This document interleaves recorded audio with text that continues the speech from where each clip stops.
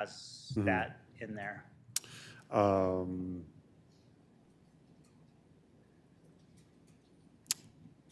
That's my only other.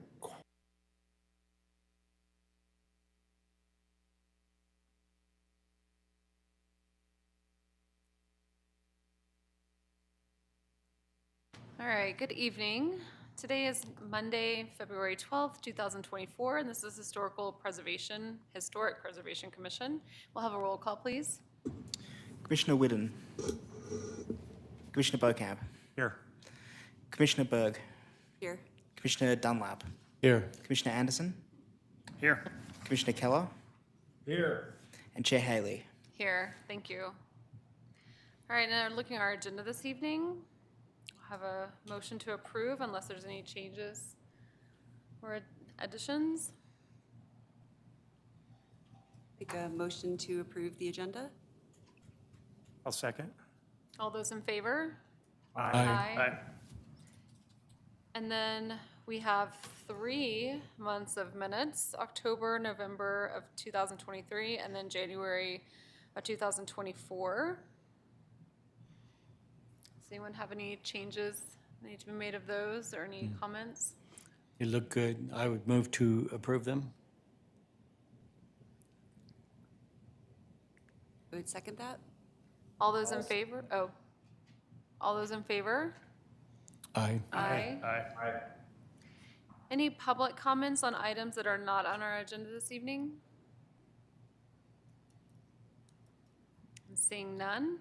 We'll move on to public hearing items, which is 1045 Front Street, which is an alteration certificate, and we'll have a staff presentation.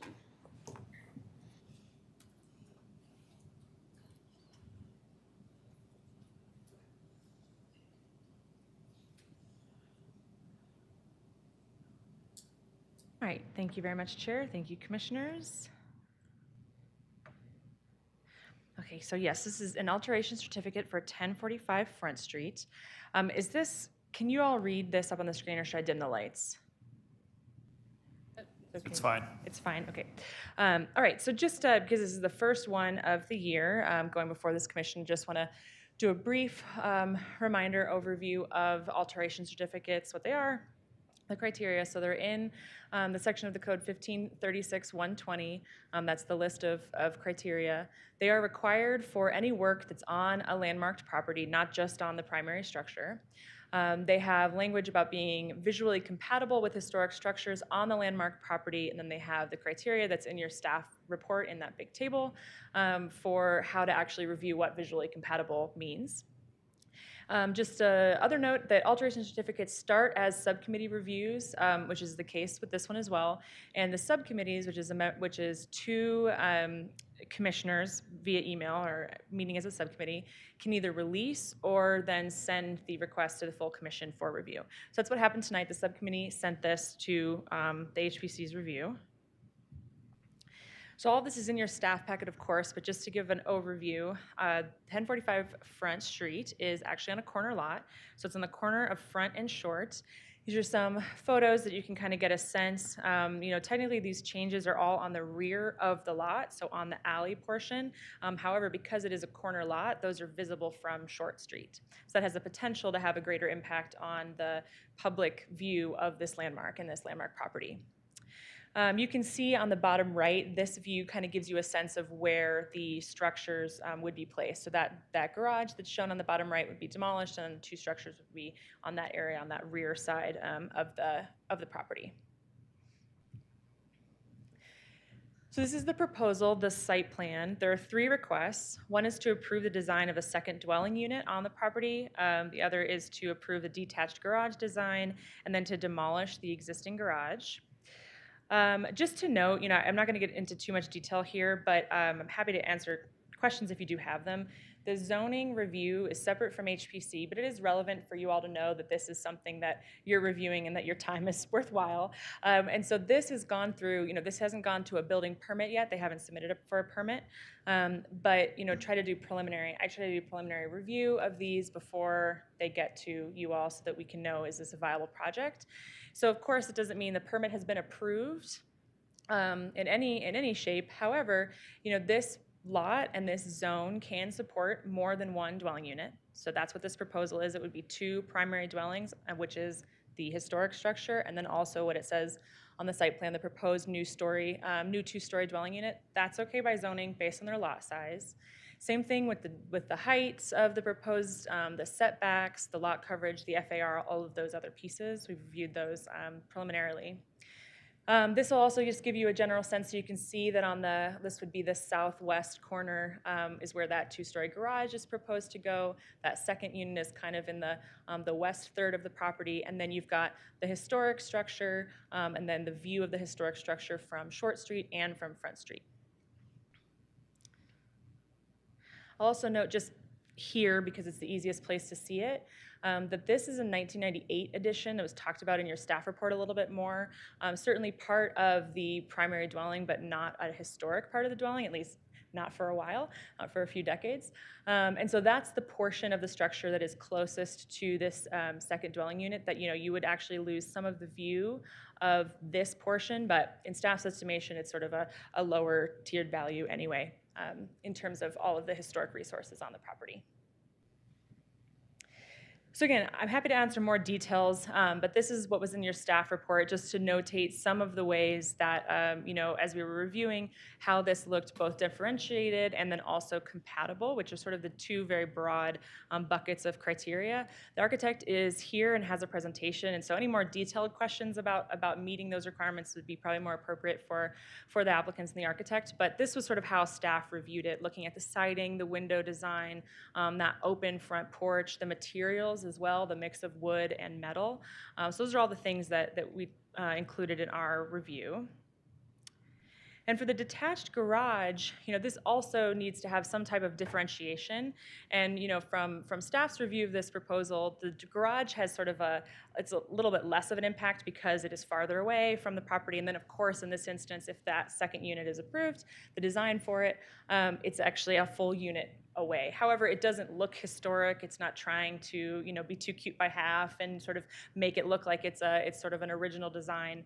It's differentiated in a number of different ways. And also just to note, I think there was a question about this, having a 2-story garage on an alley. If it meets the height, that part about whether it's 2-story, 1-story, it doesn't matter. So it needs to meet the height of 20 feet for accessory structures, but otherwise the 2-story piece is allowed. Also just to note as well, so you're looking at the current garage. This was built in 1984, and so it's not meeting that 50 years or older piece. It's also, there's no evidence that, Steve Jobs was in this garage at any time or anything like that, right? So there's no additional evidence that there has social or architectural significance of this garage in particular that we know of, I should say. So with that, staff recommends approval of Resolution 1, Series 2024, which would approve the demolition of the existing garage and the building of the 2 structures as shown in the plans presented to you all tonight. I also just note, again, since this is our first one of the year, that the alteration certificates that get issued if they're approved by the subcommittee or by the HPC as a whole include Exhibit A's, and those Exhibit A's are the detailed plans that you all are seeing tonight. So if you do approve, they have to meet the siding, the material, everything that they're proposing. We review that from a permit, for the permit as well. So just to kind of give you a sense of how this actually functions in practice.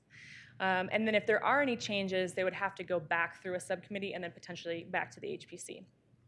So as I mentioned, the applicant's here, and I'm happy to answer any questions if you have them. Thank you. Any questions for staff? You said that this is going to go through zoning, and our review of it is sort of separate from that.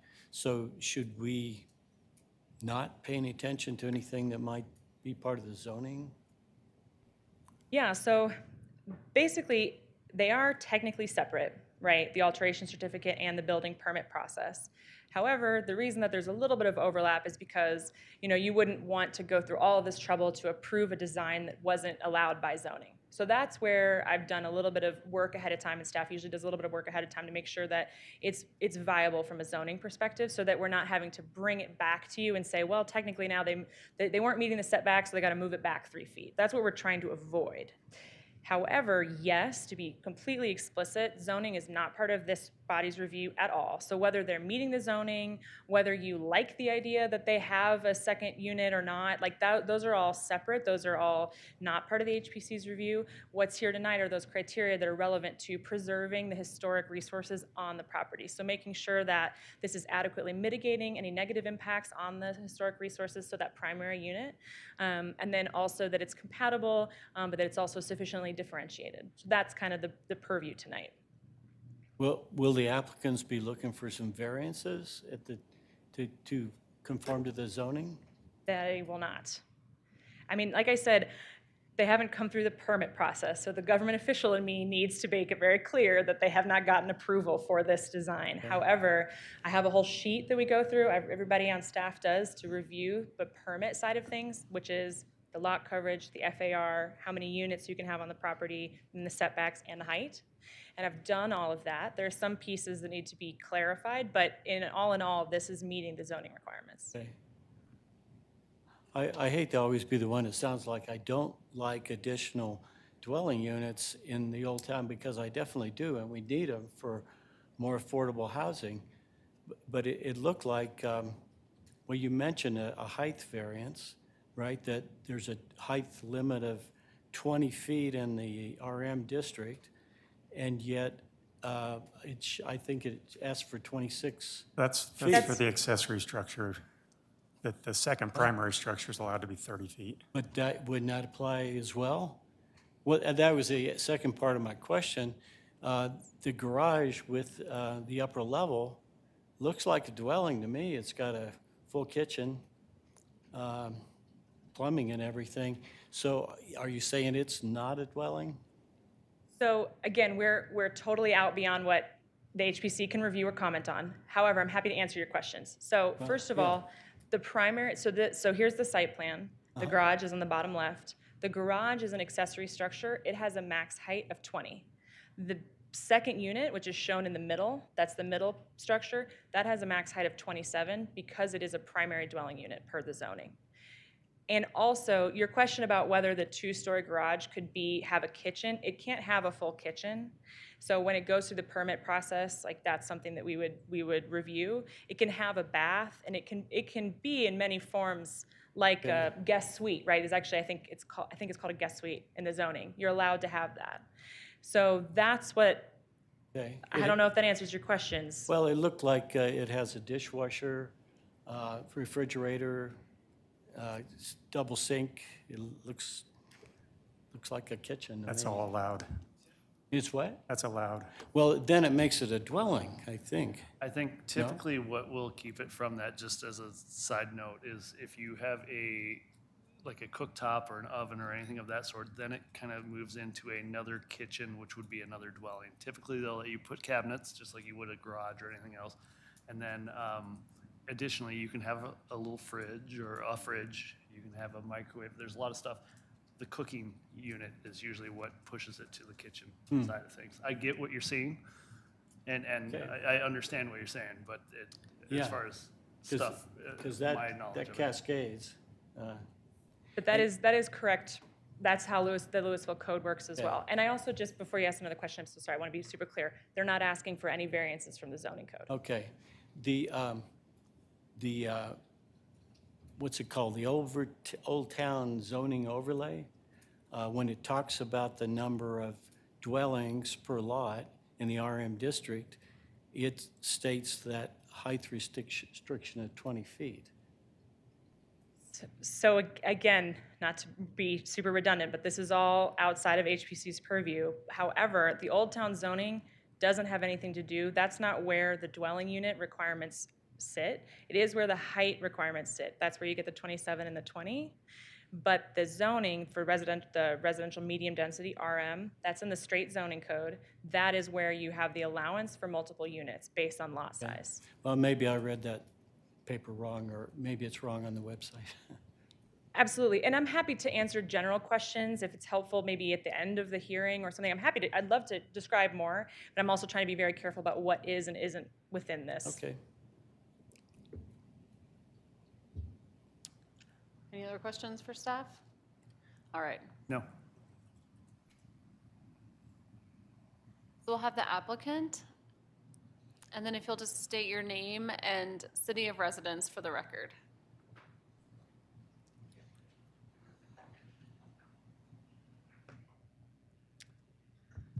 Good evening, Peter Stewart, Stewart Architecture, and I'm the project architect, and here's the property owner. I'm Jesse. I'm the property owner. I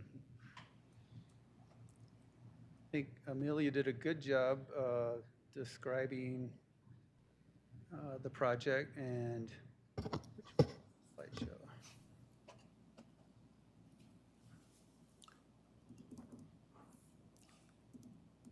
Sorry, guys. Here we go. Okay. So I'll try not to go over anything that Amelia already went over, but I thought I would just share a little bit of the context. So this is, as she said, this is a corner lot. The historic property's on the left, top left of the left part of that photo. That 1990s addition is this part, and I'm not seeing my cursor up there. Am I doing something wrong, Amelia?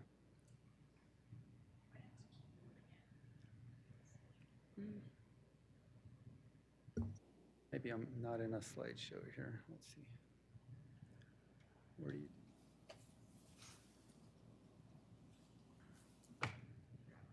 No, thanks. There you go. You just have to keep moving it. Oh, there we go. Okay, I'm sorry. Yeah, that's the 1990s edition. You already knew that. This is the 1984 garage. Just a little bit about the garage. It's in, there was, I think, in the staff review and in my own review, there wasn't really any architectural significance with this building or even social significance. The right-hand side of the garage, when you're looking at the front, abuts the alley, and the alley is actually higher than the garage, so the grade is higher than the floor of the garage, so there's been some deterioration and some damage to the structure there. I thought it would be helpful to talk a little bit about neighborhood context. And so if you could see up here on this block, there's what used to be kind of a larger lot, and there's two houses on it now. There's a house here, and there's a house here on the alley. So that's similar to what we're doing in our project, where there's the historic house here, and we're going to add the new addition toward the back, toward the alley. The same type of situation happens here. And I know we're not talking about zoning, but this kind of predates most of our modern zoning code, how these appeared in Old Town. This one up here was built in 1952. This one is 1920. The ones down here in the 1980s, I'm not sure how that happened because that is kind of part of our modern zoning era, but they are subdivided like that. Now, this property is not going to be subdivided. They're not going to be two separate lots. It's one lot. One lot is a landmark lot, and one lot is as a property ownership lot. And there's just the distribution of what we'll see if this project is approved. And again, that's the hatch lines is the 1998 edition.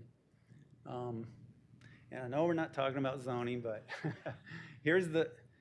but it does limit us in terms of what we want to do. I mean, we're allowed by zoning to have a second dwelling unit, but we can't put it where those other properties put their houses before the zoning, which would have been kind of one building back here by the alley. Because of Louisville zoning codes, because Louisville doesn't have an accessory dwelling unit zoning allowance, we have to build this within the primary building setbacks, which is this larger rectangle here. This other rectangle in the back is kind of accessory building setbacks. So that's kind of how it ended up the way it ended up. And we did want to do a detached structure rather than an addition on the back of the addition. And we just felt like that would preserve the historic fabric and character of the significant architecture more intact. So again, the setbacks with the new buildings on it. This is the view. I thought it would help to do some kind of really basic views when you're looking at the front of the house from Front Street. So we're standing on Front looking toward the west.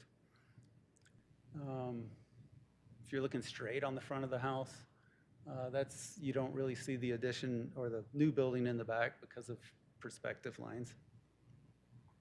Of course, when you start around the corner, you do see it in the rear of the property. It is the new building. It is 2 stories, but it's really a story and 3/4, I suppose. We tried to keep the plate down as low as we could, but to still have habitable space up there. So these wall plates are, I think it was 6'8", or it's not a full 8-foot wall on the second floor. And there it is, kind of in side by side, which I know there was other perspectives of that, or the straight-on elevations with more details on materials in your packet. So that's pretty much our what we're proposing and how it ended up that way. So I'm open to answer any questions. I don't know, Jesse, did you have anything you wanted to say? Okay. I don't think so. Oh, we'll just here to answer questions. Thank you. Thank you. Any questions for the applicant? Regarding design, not zoning?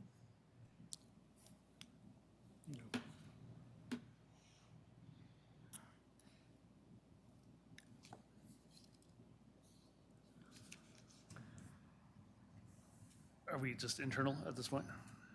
Well, were there any questions for the applicant? No. None? No. Okay, yeah. Any comments from the public? All right, so now we'll bring it back for discussion.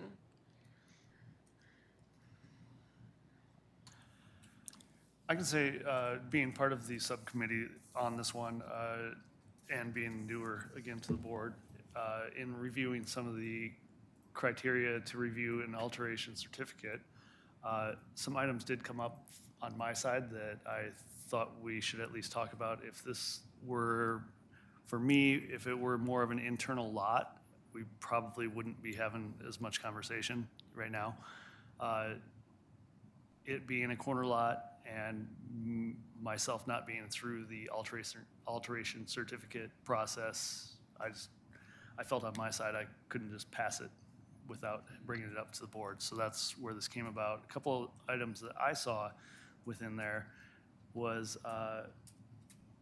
it talks about the commission must find the proposed alteration to be visually compatible with designated historic structures located on the property in terms of design, finish, material, scale, mass, and height.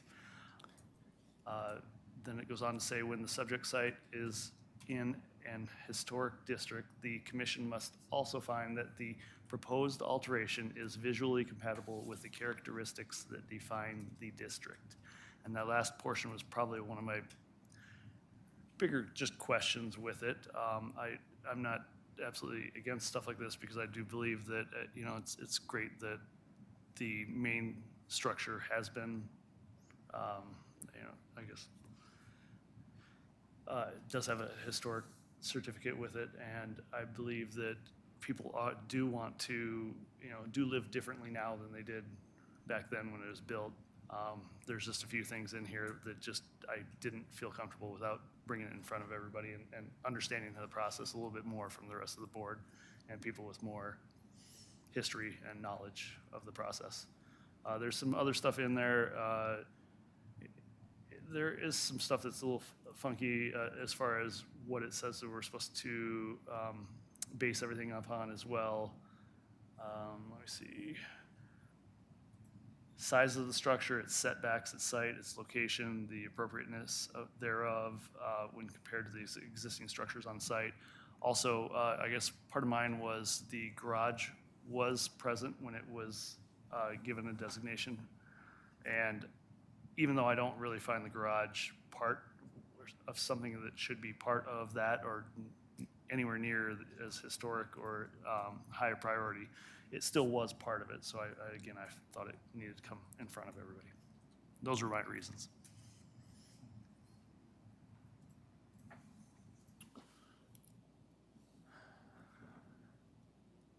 So I agree with Josh that it is worth noting for this particular landmark that it's a corner unit. So it's a big lot. You're with, the design was, took into consideration the zoning requirements and the use of that space. But it is more visible than it otherwise would be if it was adjacent to another property. So maybe just worth considering, by our commission. Just to note again, though, Louisville doesn't have historic districts. So it's, we're really kind of looking at this particular landmark site. And on this landmark site, it's really the house. So really it's considering, do these alterations, the demolition of the garage and the addition of these 2 units, significantly alter the structure itself? I like that it's not attached to it. I think that best preserves that historic structure when it's standalone, and we see it happen both ways, and often very, very thoughtful additions to existing structures, which is great. But it's nice that it's standalone, and I think the applicants did a good job with the differentiation between the 2 structures, the new structures and the existing landmark property building. It is nice to see these photos, helpful to see these photos too, to kind of see the different views. And again, from the 2 sides, if you're standing to the kind of south of it and standing to the east of it, there's less impact than if you're standing to the north of it. So I think that's kind of like at least where my thoughts are. But like Gary said and started with, I'd like to see additional dwelling in Old Town. Like, it's nice to see that there's 2 additional units here for more housing for downtown Louisville.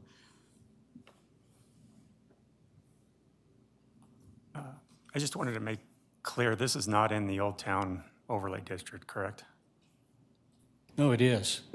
It's in the It is. It is in the Old Town overlay, It is, correct. okay. Louisville doesn't have like a historic district designation. Correct. So it's, yeah. Yeah. But it does have some distinct zoning within different parts of that overlay. Yeah. Well, I think massing-wise, it feels fairly dense, although the use by right is there to do what they're proposing. The 2-story masses on both the second primary structure and the detached garage. I think it's a challenge, one, because of the lot, and I believe it slopes almost 5 feet from front to back. And so the 1.5-story detached garage compared to the original home on the front of the property feels much taller than it actually is. I think the proximity of the 2 new proposed structures appears to be about 5 to 6 feet apart from each other, which feels tight, but again, it's within their right. Massing-wise, roof lines seem compatible. I think the use of materials has been well displayed. I appreciate the open porch, which opens up some of the views that you mentioned of the original home. But I do agree with the previous 2 that it is, being the corner lot, it does make it more visible, obviously, and need to take a closer look at everything.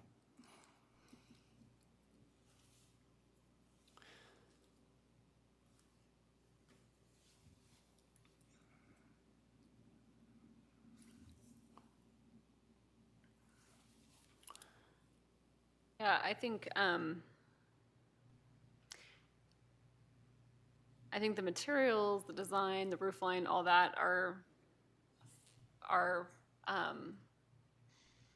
in agreement or fulfill our requirements, but I think the massing and size is hard.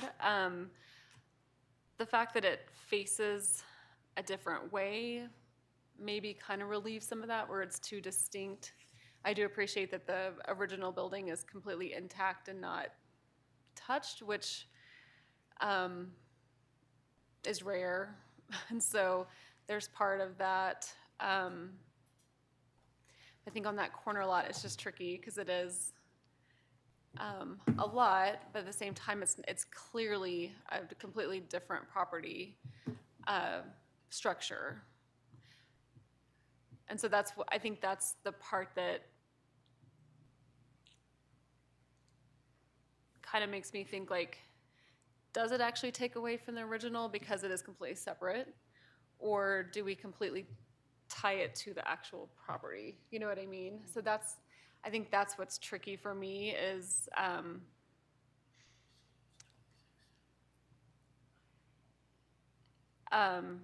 yeah, it's just that I would absolutely prefer the structure to be separate, which in this case it is. So I think that's, again, sort of where I am. You know, the site, when we landmarked it, it's the whole property, right? But really, the property, there's nothing else on the property that there's nothing else there that's landmarkable, even though it's the whole property, it's the structure. And when you kept rereading, like, our codes and our, you know, and kind of like all the verbiage around this, and it says something like, well, it significantly impact in a negative way, the landmarks really has come down to the structure. And I don't see that it does. It's just the massing is a lot, but it's all within what's allowed. And again, it's differentiated. I think it's a good point that the entrance, especially to the unit closest to the landmarked house, faces a different direction. So, you know, just trying to make thoughtful decisions because this sort of, not that we do kind of have precedence, but people do look to what's landmarked and how people, you know, what happens with these properties, big properties like that especially. I will say with the criteria to review an alteration certificate, there's some weird verbiage in there that does seem to strike me. I mean, in part of that, it says when the subject site is in a historic district. So right there, you're kind of, it's not a historic district. I mean, it's an overlay, but it's not a district. So that seems a little bit strange. It'd be nice if at some point we clean that up. Again, you know, the proposed alteration is visibly compatible with the characteristics that define the district. That if you take the tour around the block, you know, on Google Maps or anything else, it's definitely a lot more dense, and it's definitely more packed in, taller. Does it absolutely not fit? I don't think it absolutely does. Goes down that road. I'm just, again, being newer, I thought everybody should at least weigh in on it. I'm not necessarily against it. I just couldn't pass it through on subcommittee. well, and two, the applicant pointed out the other properties that had that, you know, the dual. However, they're not two-story second homes. They're probably more in line. So that's the other difference, good or bad. I really don't know if it's, you know, if we have any real say in that whole scale, mass, height proposed alteration is it's an alteration to a, you know, Right. alteration to something that was landmarked before, but it's not really to the building. So I mean, again, it's how do you interpret some of these items? So I don't want to lead people down an odd road either. I have to agree with what most other people have been expressing, which is that, like, the massing and the density gives me pause, but it does seem to fall within, you know, the boundaries of what's acceptable. So, I'll ask a question because I don't really understand this, not being a professional architect, but is what you were saying is that because there isn't an actual stove proposed, even though there's a dishwasher and a double sink and all that, that this does not become a dwelling unit? Yes, and The code, the zoning code states, it makes provision for greenhouses, and they called them guest houses. yeah. And it looks like a guest house. It does if you had, so again, I haven't, I'm not fully versed for the response to this question, but I can tell you generally how things go as far as architecture and zoning and items of that sort. you can, it's just like having a basement to a house. You could have another kitchenette almost down there, but as soon as you move to a cooking device or anything of that sort, that's when it goes to a, possibility of you renting it out for longer term setup where multiple people would be living there. The way it is right now, I could have my in-laws come stay in my basement with my kitchen, almost, complete kitchenette, and they could live down there pretty comfortably. This is kind of that same setup, but above a garage. It's unfortunate that the city hasn't moved forward with defining auxiliary dwelling units. I know in the case of Boulder, before they had auxiliary dwelling units, you couldn't have a structure like that and have any plumbing in it. So that's way more restrictive, because you'd certainly want a bathroom in a lot of places without it becoming a dwelling, so. But again, like, it's not really up to us like how they're using that space. All we're worried about tonight is the design. So if, like, the two-story garage is Yeah. what we're looking at, nothing about what's actually in the garage upstairs or how they're using it, so. Yeah, so I can certainly defer it to the zoning Right. process. Yeah, so that'd be more of a zoning question down the road if you're interested in that. But for tonight, it's just the size, mass scale, And height, how it looks like. it's over 20 feet height. The garages, Well, I think this intermediate building. well, and that can be. It can be up to 27. 27 feet for a Primary structure. For a primary for a structure. primary structure. So these are two. I'm probably misreading that zoning document then. If I may, I want to try to give space to what's happening here, which I think, I didn't mean to overstate that you have no zoning review at all. Of course, like, the questions, if you're asking whether it can be 20 or 25 or 27 legally, like by right, the answer is yes, that can be 27 feet. However, if this is a broader conversation about a discomfort with the massing and the scale, then okay, I just wanted to make sure that that's certainly within your purview to say, this is too tall because it's overwhelming the structure. That's right, okay. I just wanted to clarify that. Thanks. Yeah, And I will say one thing that does, when you first look at this and review it, it does look odd, is it looks like it's three different structures. And There's it three does, different it does, No. well, it is three different structures, but I mean, three different dwelling units And in which a would lot of not be ways. allowed on a 7,000 square foot lot. And I think that's some of the awkwardness that we have, that gave me pause. absolutely. Question for Amelia. Is the second structure considered a primary structure? Yes, it is. Yeah, so this would be two primary structures. Okay, so in regards to massing, which we are looking at, I believe, and I'm looking at the overlay code right now, it says no part of an accessory structure, accessory building, including eaves and overhangs, shall be located any closer than 10 feet to any principal structure, either on the same lot or an adjacent lot. So that's the commercial size difference. Okay. The residential is 5. I'm not sure if you're looking at the PDF or the actual code. One day I'll fix this, but there are some longstanding issues with the PDF version. Okay.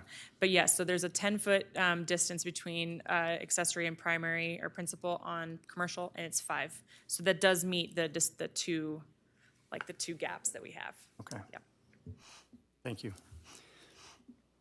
I understand what you're kind of seeing and getting at, because with, just as a general comment on that, usually if you have two primary structures of that sort, you have to have a 10-foot separation between them, or it runs into other fire code, but I believe that's a building code related item that I would just kick the can down the road on that one. Somebody else's review on that. Yeah, I was looking at the PDF document, so maybe if that's wrong, that all fits. So with everything stated, I would lean towards not holding this up anymore, but again, I'm open to everybody else's interpretation, because I am junior member of the board. I think after your first year is under your belt, I think you can official. So we have a new junior. No. No, but that's exactly, I mean, I appreciate that you have, that you did bring it to us. Like, I think it is important for us to all talk about this one. So, yeah. Can I ask if Keith has anything to say? Oh, hold on, one Keith. second, Keith. If you have had anything to say, I think we gotta get you up on the screen. I do. Okay, please go. So, looking at this review of the design, just strictly from a visual perspective, you know, making sure it doesn't overwhelm the surrounding neighborhood, I think it fits in fairly well. I don't have a problem with that. I mean, I'm sure there's zoning codes that's gonna have to be looked at, and I'm sure Amelia is gonna send it to the appropriate committee to do that. So, but from a strictly a historical perspective, I think it fits in rather well, so I like the design. Thank you. Thanks, Keith.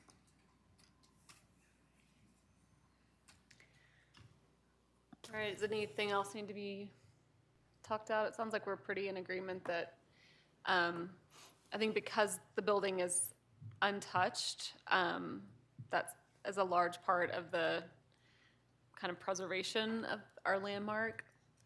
And then the new buildings, while definitely taller and on a corner, because they face a different way, they're distinguished and differentiated.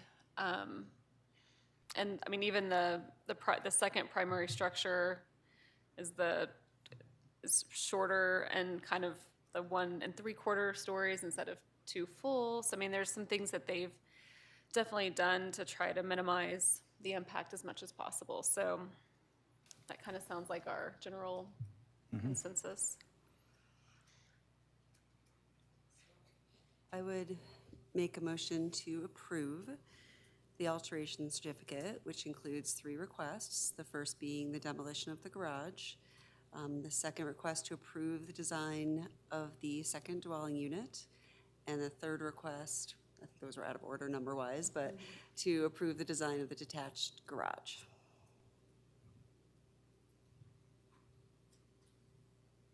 I would second. And can we do a roll call, please? Commissioner Whidden, Yes. Commissioner Beaucamp, Yes. Commissioner Berg, Yes? Commissioner Dunlap, Yes. Commissioner Anderson, Yes. Commissioner Keller, Yes. and Chair Haley. Yes. Thank you for coming tonight, and staff will be in touch with you. All right, our next items are probable causes, and our first one is 1213 Jefferson Avenue. We'll have a presentation from staff.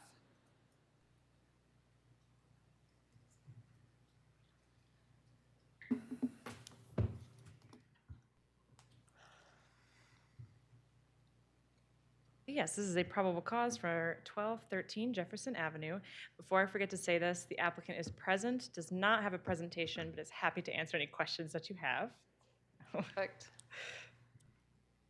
Okay, so this is our first one of the year for probable cause. So just a brief reminder overview for those new and old to this commission.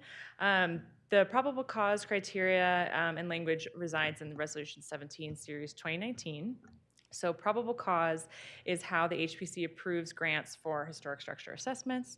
You can get up to $4,000 for a residential property and $9,000 for a commercial property. This is a reimbursement process, but it's non-matching, so it's just up to that amount. If it goes above, then the applicant or the property owner, pays that on their own. But otherwise, often they can pay off the whole cost. And then that resolution references the landmark criteria that is in the code to evaluate whether there is a finding of probable cause that would warrant, giving this amount of money to the property owner. So to talk about 1213 Jefferson, you can see that in general, the form is intact, that front portion. There are several changes that you can't really see actually from these angles. But there is a rear addition and there is attached garage on the north side. So there have been some expansions of the footprint. Likely in the 60s or the 70s, don't have an exact date, but that's when the permits were pulled. So it's likely sometime in that period. But so they may have achieved historic significance at this point, but an assessment would help, give more information. There have been siding and window changes, some of which on the front elevation you can see. And then also the metal railings that you see on there on the posts are, of course, not original. Also, so in terms of the landmark criteria, I'll just talk a little bit about the form of this and how it relates to social significance. So read about the minimal traditional, which is a popular style between the 30s and the 50s. This is kind of, you could think of like the ranch style as a way to kind of have a lot of homes for a growing population. This is a little bit kind of the precursor to that. And so this structure shows a number of those typical elements described more in your report.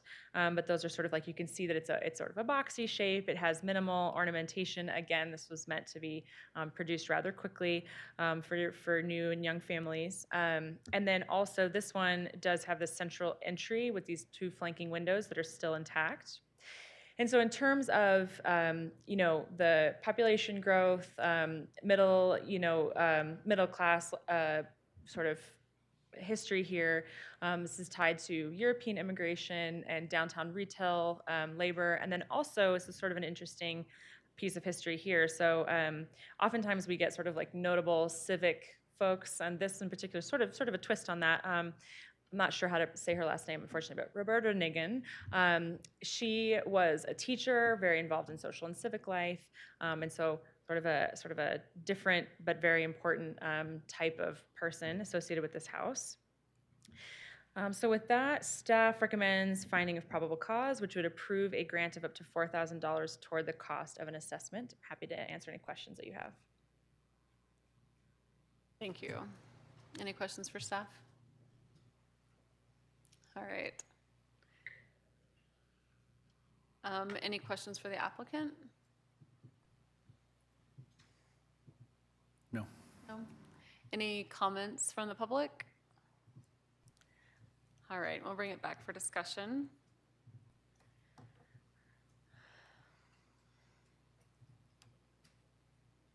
I'd be in favor of it. I mean, I don't think there's a big, long discussion to be had here on this one. Right. Yeah, it meets our age criteria. It has great architectural integrity with minimal changes. Definitely has good social history. So, I agree. Yeah, I agree also. It seems pretty straightforward. right. It's an important part of the neighborhood and the Right. old neighborhood. I think that Works. time period is important too. So would someone like to make a motion? I'd make a motion to approve the probable cause for 1213 Jefferson. I'll second. We'll do a roll call, please. Commissioner Whiddon, Yes. Commissioner Beaucamp, Yes. Commissioner Berg, Yes. Commissioner Dunlap, Yes. Commissioner Anderson, Yes. Commissioner Keller, Yes. Chair Haley. Yes. Thank you. And staff will be in touch with you as far as choosing a professional to do it and all the reimbursement and everything. So thank you very much. Yep. Thank you. Our next probable cause is 733 McKinley Avenue. We'll have another staff report. Okay, 733 McKinley. There are some photos current and then the 1948 assessor's photo. The farm and the window locations are intact. There's been some siding and window change, likely in the 1970s here, but in general, relatively unchanged structure, it appears. This is also minimal traditional form, so two of those in one night, and a similar connection, in terms of the residents. This one is a little interesting. I would say the social history on this was like not as full as they usually are, and so that's sort of interesting in and of itself, I suppose, but certainly has a number, of general touch points of different types of employment opportunities in Louisville and around Louisville. But anyway, so staff is recommending approval of this, or finding a probable cause, which would, again, approve an assessment cost up to $4,000 for the property. Happy to answer any questions that you have about this one. Any questions for staff? Are the applicants here? The applicants are here, yes. If you'd like to speak, you can. You don't have to. All right. Does anyone have any questions for the applicants? No? All right. Any comments from the public? Seeing none, we'll bring it back for discussion. I think this one's another pretty straightforward one. I would agree. I think the only thing lacking is the social Right. history, whether there still could be an unknown, but that's the only piece that's really missing. All right. Nice to see this property and the other property, both pretty, relatively unchanged properties, intact. So I think it's a good candidate for probable cause. Totally. And just the context of that time period having two, I just kind of think that's important too. All right. I got a question from that. Oh, sure. And if you'll just state your name and city of residence for the record. And if the green light is on, that means your microphone's on. Hi, I'm Robert Tully, and I live at 733 McKinley. And the question of the social significance, the house next door to us was built in 1912, and our house was built for the children of that residence. So I think there's kind of a story to tell there. And there are family names that go back. The person who lived in our house was from a pioneer family. So it touches in there quite a bit more than you might think. That's good to know. Thank you. Thank you.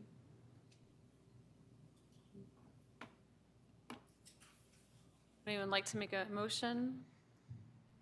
Sure, I'll make a motion to approve probable cause for 733 McKinley Avenue.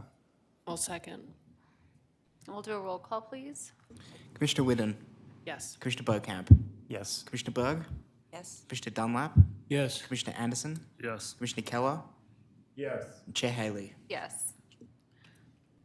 Thank you for coming tonight, and staff will be in touch with you for next, or if you want to get in touch with staff, either way, for next steps. Thank you. All right, and our last probable cause is 800 to 804 Main Street, and we'll have a staff presentation.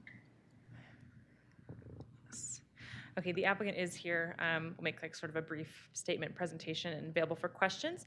But yes, this is 800, I'm just gonna call it 800 Main from here on out. But yes, this is a probable cause hearing for 800 Main.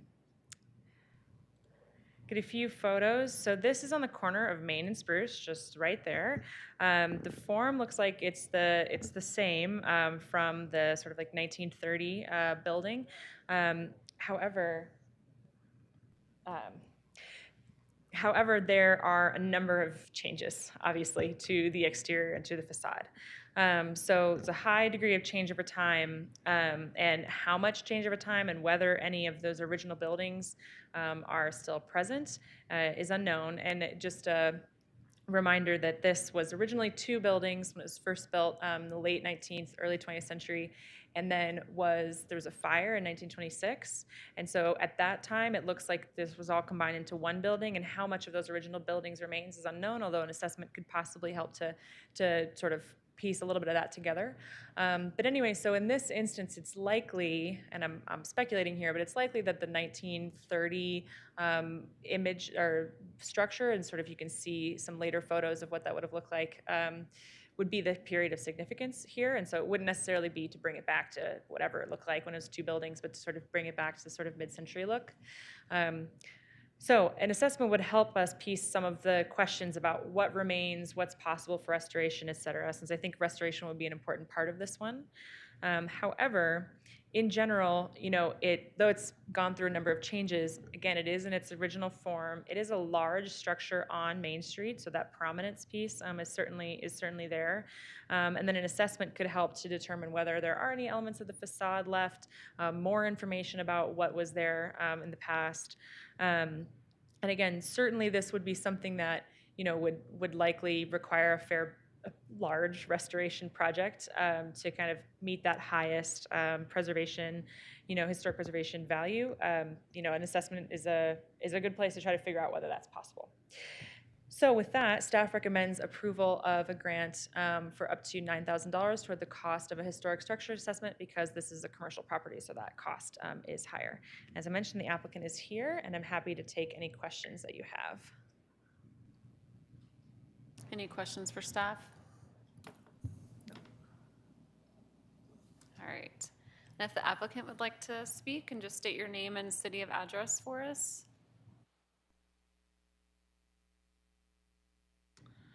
Eric Hartranft, Hartranft Associates, Louisville, live and work. And yeah, my office is about a half a block from the site. So I've been kind of looking at this building with Steve Mesplay, Steve in Maryland, for 20-some years. And they keep wanting to do something. And while they were occupying it, it was impossible to come up with a plan to do anything while they were there because they used every square inch of that building. Very successful guitar business. And so now that they've moved to the tech center, we've all noticed the empty building. We're trying to figure out what can be done with it. How do the economics work? When I've seen this photo over the years of the facade and always wondered, what it would take to restore that. And as a matter of fact, I think it was in the early, mid-'80s, the siding was off briefly. And for an afternoon, I saw some brick down there. And then they got it covered right back up. So I believe the brick is still there. I don't know what shape it's in, but I think we're going to find that there's something salvageable there. That's my hope. We didn't have a lot of brick buildings in Louisville. Gary lives in one. And, we had one down at the end where Lulu's is, which fell down. And we have our new brick buildings, which are so lovely from the 80s here, one we're in and the bank. But I think that it would be nice to show what Louisville was back in the day. And so that the first step is to find out if it's salvageable. And if it is, then we would move on to the next steps of trying to restore it and see what we can do with the actual building. So happy to answer any questions. And I just want to say also that Steve in Maryland couldn't be here, but they are people who have done so much for Louisville that nobody knows about. And when you think about the street fair and you think about the music that's been downtown all these years, you can thank Steve for a lot of that and for the genesis of a lot of what happened, kind of the rebirth of downtown in the 80s and 90s when all of that really took off. So anyway, great people. They really want to do something that's going to be important and good for Louisville, and that's their primary objective, frankly, is to do something that they'll be proud of and that the city will be proud of. So thanks. Does anyone have questions for the applicant? Thank you.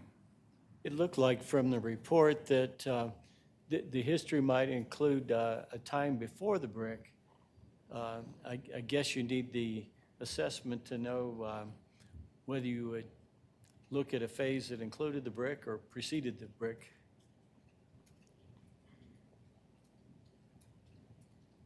I can tell you from being inside the building, there is brick walls on the interior of the building currently that you can see. And the interior face has been plastered over, but then you go to the basement and you can still see the foundations and so Okay, forth. so it's really a brick building. I believe that what existed in the 20s, 30s, the brick after the fire is what remains today. Thanks.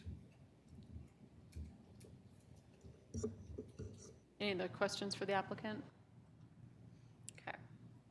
And there's no members of the public, so we'll bring it back for discussion. When I was reading through everything, I mean, it just felt tremendous curiosity, to see what might still remain and what could be preserved. So I was excited about the possibility. Yeah, I would agree. I think just the general location merits a look at an assessment to find out what might be there. I'm pleased that the owners want to move forward with doing something with it.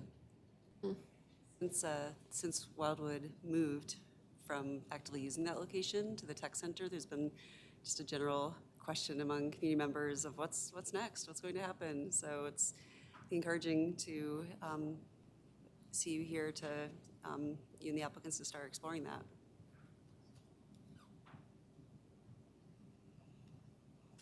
All right. Keith? Keith, did you have anything that you wanted to add? Yeah, I just wanted to say I really love that building. I've actually been inside it. And I think it's a great addition to the city to showcase some of the architecture. I would recommend, since there was a fire I wasn't aware of, that you get a structural engineer to take a look at that damage as well. But I think it's a great property for our grant. And I would be in favor of approving it. All right. Anyone like to make a motion? I'll make a motion to approve the probable cause for historical assessment on 800 to 804 Main Street. Second the motion? We'll have a roll call, please. Commissioner Whidden, Yes. Commissioner Beaucamp, Yes. Commissioner Berg, Yes. Commissioner Dunlap, Yes. Commissioner Anderson, Yes. Commissioner Keller, Yes. Chair Haley. Yes. All right, thank you. We look forward to seeing the results of the HSA, and hopefully we'll get some interesting finds and new direction for it. So thank you. Thank you. All right, our next item that concludes our probable causes, which were exciting. It's a very good start after January. We'll do our discussion and direction, and we'll start with Louisville Comprehensive Plan Update from our planning manager.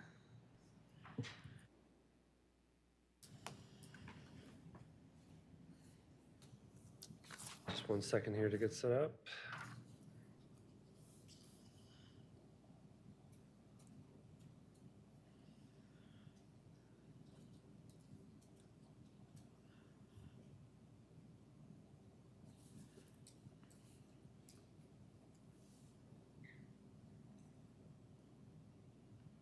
Okay, so my name is Jeff Hurt, and I'm the planning manager in the community development department. I work closely with Amelia, and I'm the city's project manager for the comprehensive plan update. So my purpose here tonight is just to share information on the project and sort of what a comprehensive plan is and what the process is, and to get some initial feedback from you all. So I've got about a 10-minute presentation just walking through kind of what we're doing, why we're doing it, and I've got a couple targeted questions for you.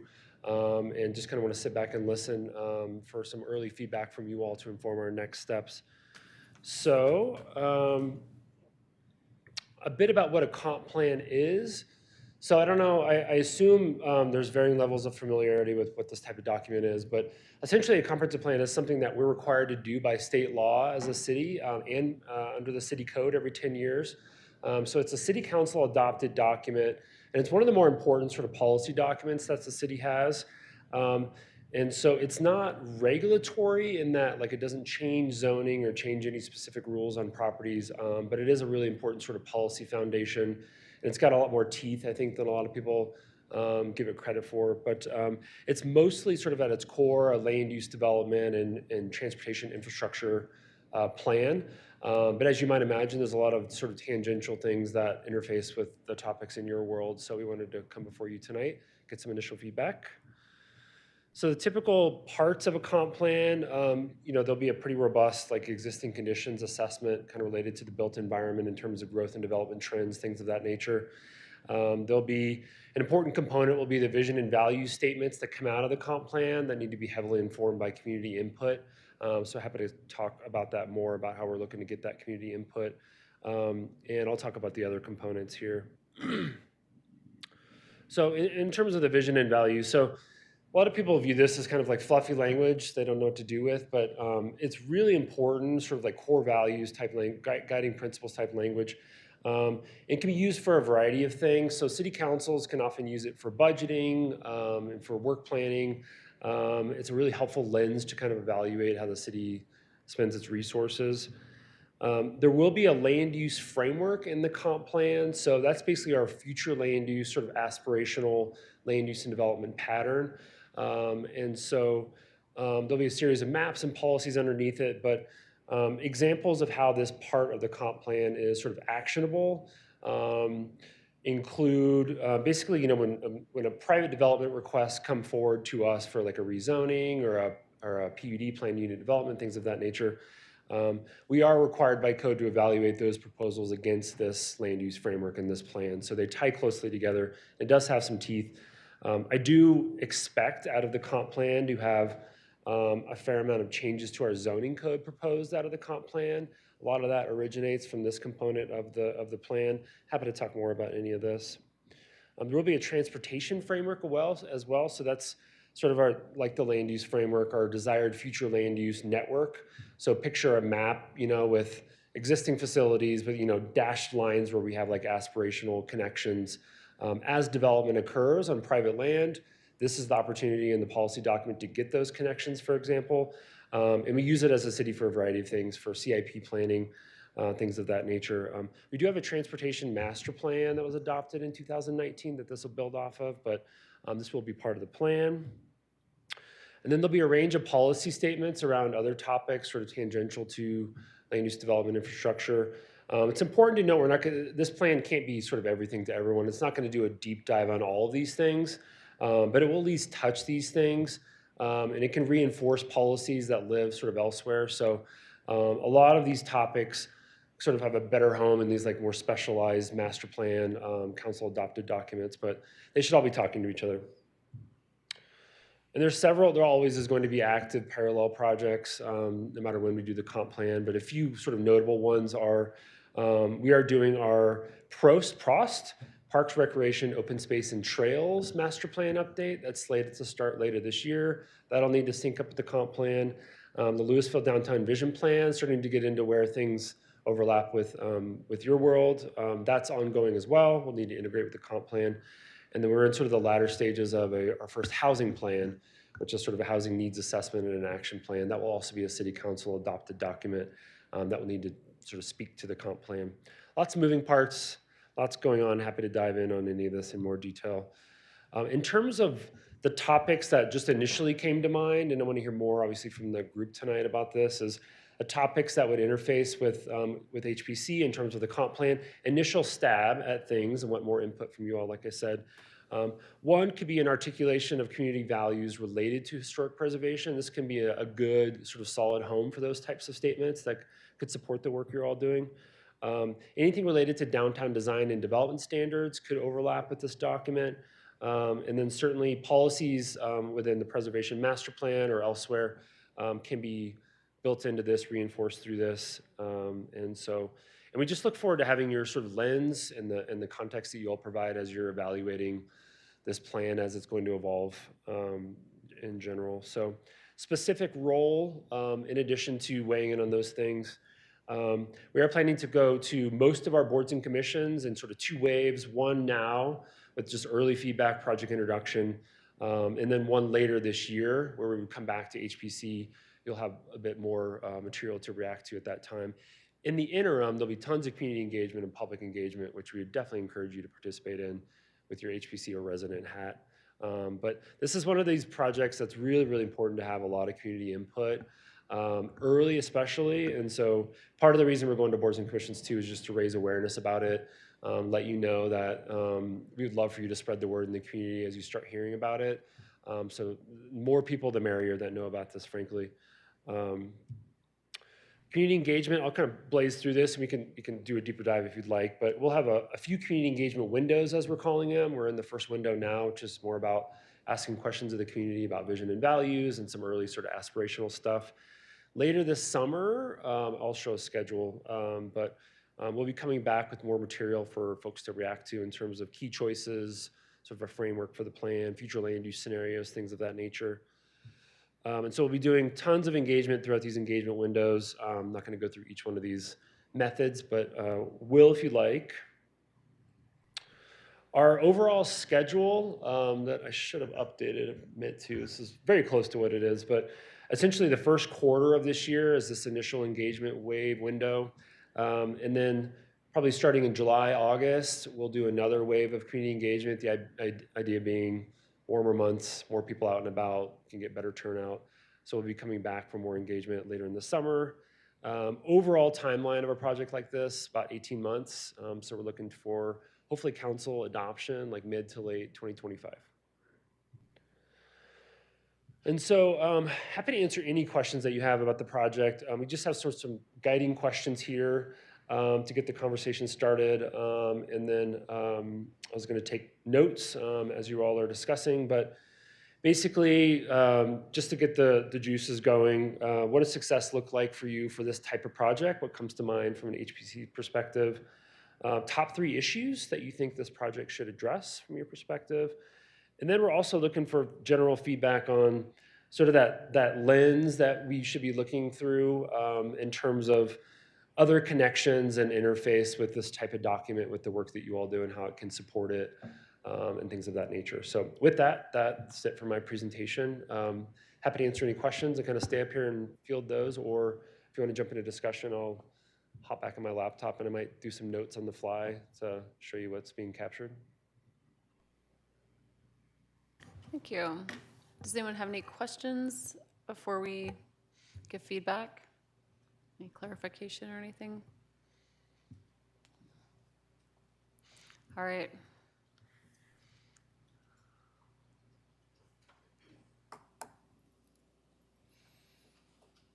So yeah, if you have one of the questions that stands out more than another, we can start there, or we can just go down the line. It's definitely a big undertaking. I'm glad that the city's organized to do that now. There are so many things that have been mentioned that could easily be part of this plan that it's a good time to be moving it forward.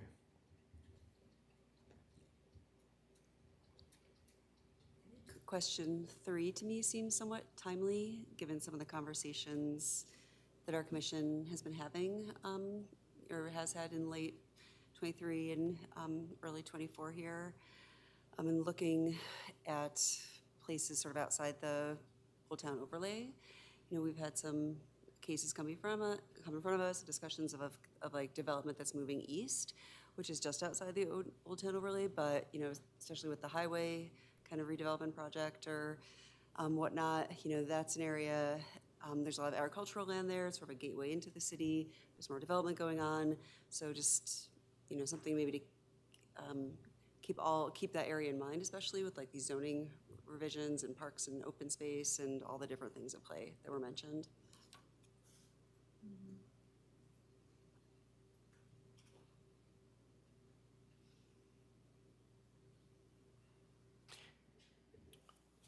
The project a few years ago to do an update to the Old Town zoning overlay, some consultants were hired and they did a really good report to the point they got to, but I think with the fires and the pandemic, maybe all that was put on hold, and I'm not sure, but I think just incorporating that policy, because they've done a lot of outreach to the community of what they liked in the historic part of the town, and you know where we should, what direction we should be headed. So there was a lot to start with right there on a particular historic preservation sort of aspect.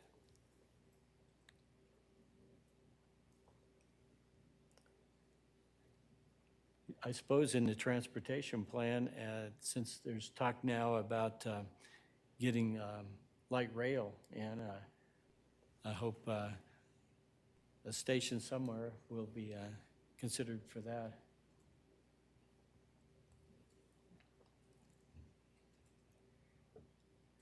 I'm going to switch these so Keith can hop in. Yeah, but that's great. hopefully Oh. remember- Take a visual snapshot.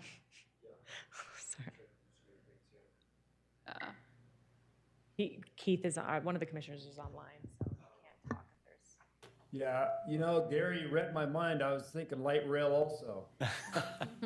Yeah, I was thinking that would be excellent if we could have that, especially with the crowding that we get during our Street fair. concert series in the summer. I know it's been mentioned in the press, but I don't know the reality of it for Yeah, Louisville. yeah. Still under discussion, and I think that this could be an opportunity to maybe nudge it a little bit, but so long-term, right? Yeah. Yeah. If you can do that and keep the trains from being on the track also at the same time, then that'd be really good. That sounds easy. Yeah, let's do that.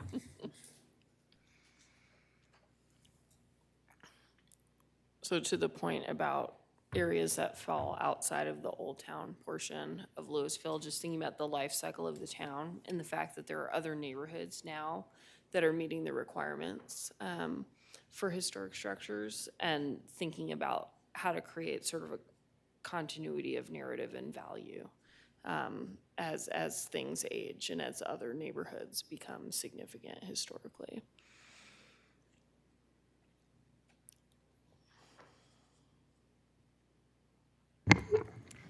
I want to just put a finer point on this and see if this is where we're going, just to translate it into comp plan speak a little bit.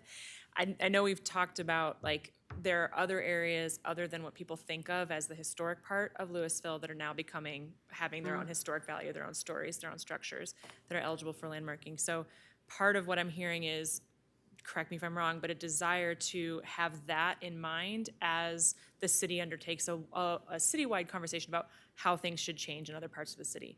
So let's just use the example of East Louisville. If there's a lot of interest in changing that area, making it denser, that there's also an understanding that there are historic neighborhoods there that want to be preserved. That's kind of a little bit of what we're talking about, right? And East Louisville, it's Bella Vista, it's many other places. Okay.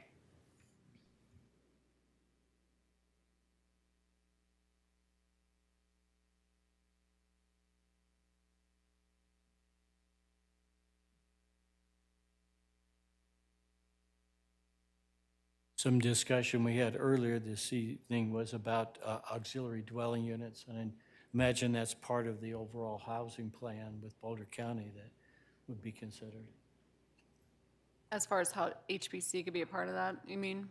We Like with that discussed folder? it, and a better definition would help us, but I think it's part of the broader affordable housing plan for the county.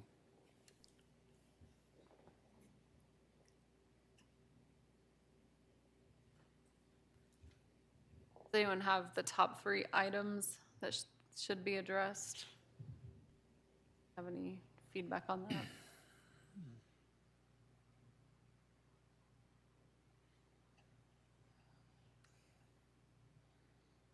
Know that I have an opinion on the top 3. It's helpful that staff linked the prior comprehensive plan, so I looked that through, and you know, it's comprehensive. Like, there's a lot of different items in there, and I think they're all interwoven. You know, it was helpful to hear you kind of put a little more context that really land use development infrastructure kind of like are the kind of like the umbrella. The other things seem to fall underneath, but right, I mean, all of them kind of work or need to be considered in conjunction with one another. So. And there's no pressure I don't need to walk away with everyone's top 3. This is just more introductory and initial comment, so wherever you want to take it. Well, I'm brand new, so that's my caveat starting with this, but the topic that seems to come up the most for me is affordable housing as being like a major thing, and that is woven throughout many of our conversations about how people are hoping to use their properties in the future. So it seems like a very important aspect.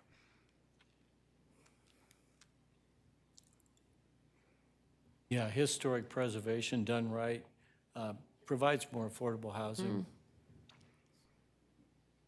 Bet.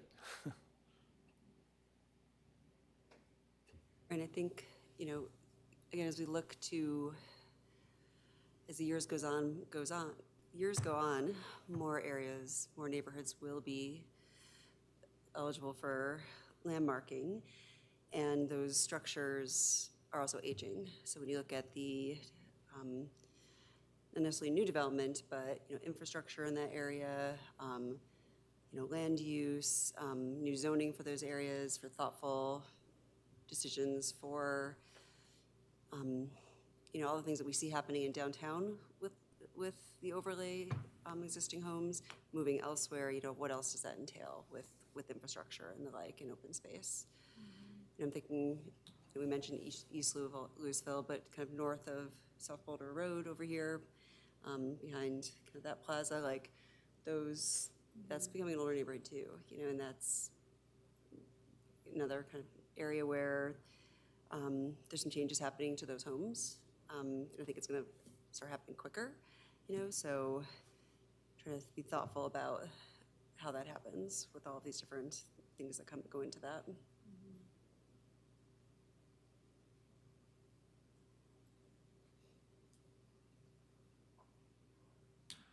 Most of the items that I might bring up probably are trickle-down items that would come out of your comprehensive plan. One item I kind of wonder about as we do come into the next 10 or 15 years is and again, an odd comment probably to go with it, but our 50-year old criteria to come in for any sort of historic demo portion. I understand where that's at right now, but I kind of wonder if it's not just a number that somebody picked out somewhere, and at some point, for every 10 years it goes on, maybe that gets bumped out 5 years or something of that sort. That's more of a, tighter portion of what would come out of the plan, maybe. I find that otherwise it's going to be overwhelming, the amount of demo permits that are just not even meant to come through here. I also look at anything in the historic overlay district. As we come into that area, if there is no sort of bonus or any sort of incentive for people to keep historic structures in that area and yet still be able to, I guess, modernize in some ways or do what they would like to with the remainder of their lot, I do appreciate some of the bonus structures and items that we have in that area, just trying to incentivize people to maybe landmark the main historical structure, but yet still be able to do a use by right type of an item further back on the lot. Corner lot tonight was kind of a funky one with that. Those are just a couple of things that I look at all the time, and then do we actually get a historic district out of it or not, and do we really want one or not?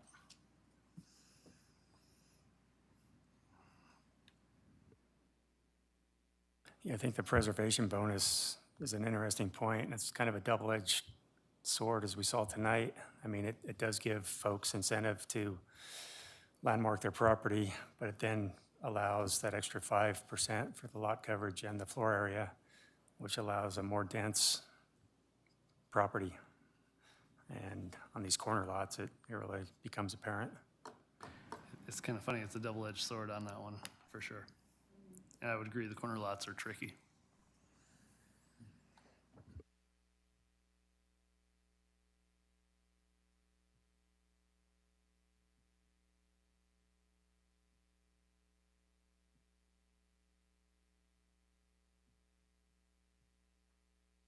Anyone else? One place where historic preservation really fits in is that vision of values.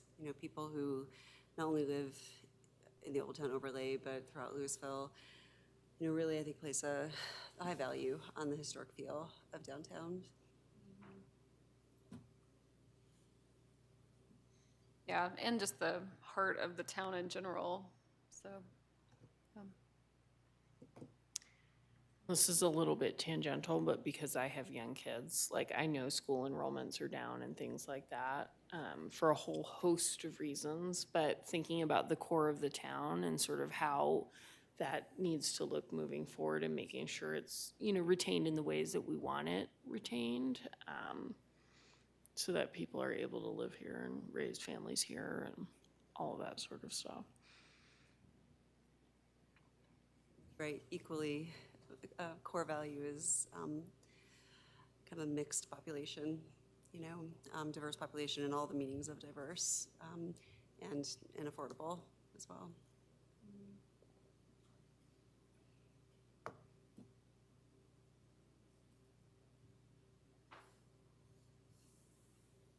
Anything else? All right, we heard from Keith, right? You were able to say something if you wanted to, Keith? I think you did. Yeah, no, that's fine. Okay. Well, thank you for your time. This is helpful. You'll be hearing more about this. Like I said, really would love it if you, now that you know what it is, to spread the word as it comes to you. So appreciate your time. Thank you. Thanks for Thank you. coming tonight.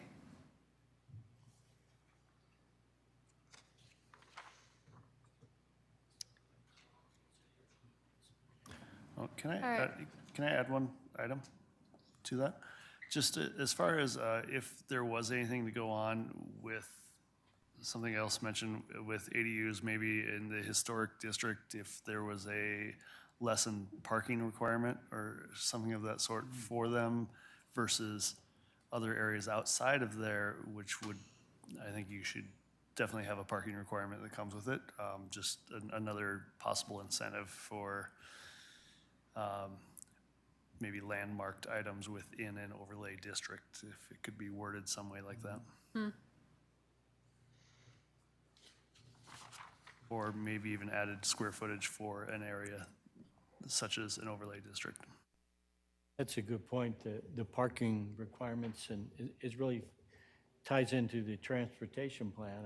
A prior mayor was pushing for a lot more electric bicycles and underpasses and the like. And it was expensive, but it's certainly worthwhile to consider those things.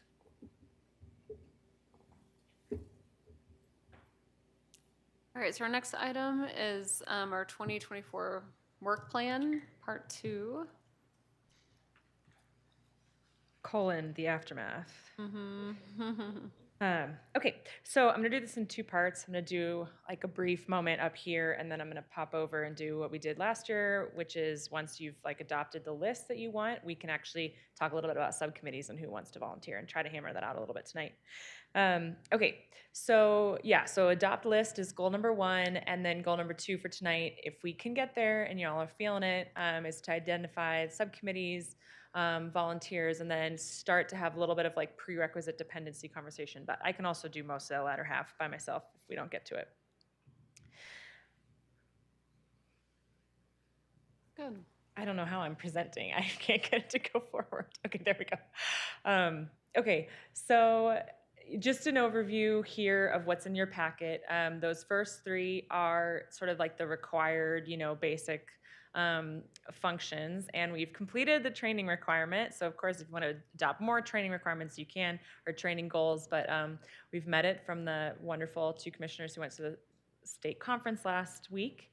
And then this is where we get into, I was trying to pull together what I heard from the retreat and from our last meeting to what are the 2 core projects, and then the ones there at the bottom, 6A through 6D, are sort of commissioner-initiated ones.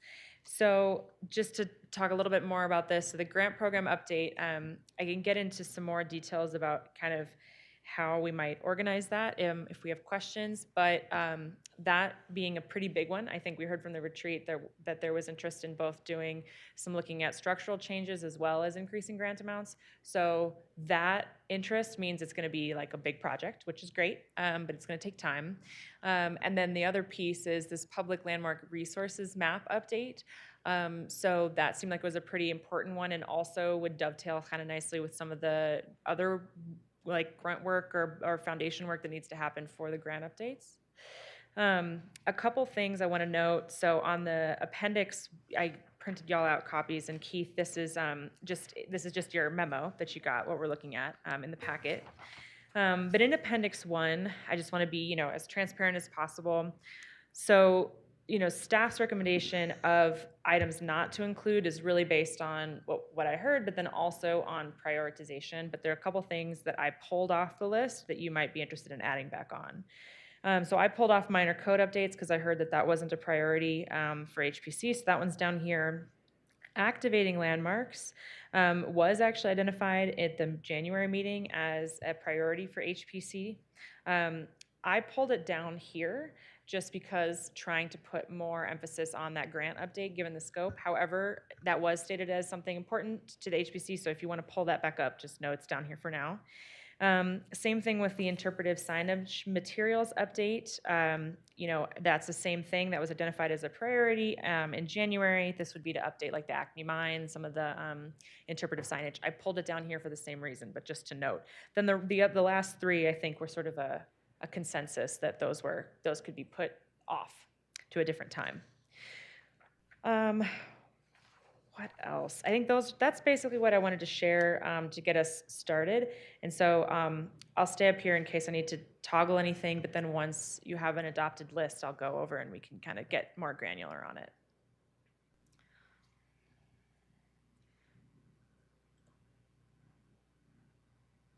Lee, I just have a clarifying question. So in the appendix for the activate landmarks, it says activating landmarks means making them more visible and their stories more accessible to the public. Can you explain to me just how that's very different from number 5, the public landmark resource map update? Yeah, so I think in general, the way that I have been thinking about the concept of activating landmarks, it's a very built environment kind of intervention. So certainly educating the public like a digital map would be a great way to do that and does kind of meet some of what the interests were for activating the landmarks. But maybe this is just in my head and not shared, but the activating landmarks is things that are more like stumble upon moments or potential to do more walking tours or things that are a little bit more actually in like non-digital tangible, space. Or live. Right, exactly. Yeah, okay. However, yes, absolutely, the landmark map would achieve some of the goals that an activating landmarks would also achieve.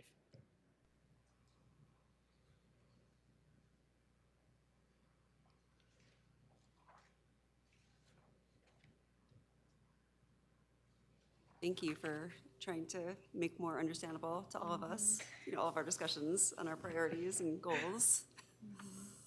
I love that stuff, I'm not gonna lie. I'm trying to hear what people are saying and trying to change it back, but yeah.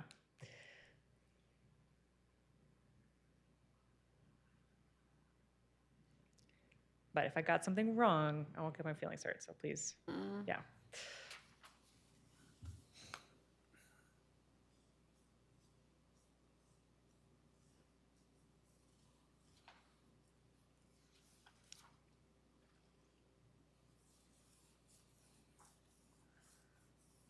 Yeah, and I think it's good this year too, just to have a separation of kind of more staff-heavy versus commission-led or initiated, I think is really helpful too. So it's a good distinction.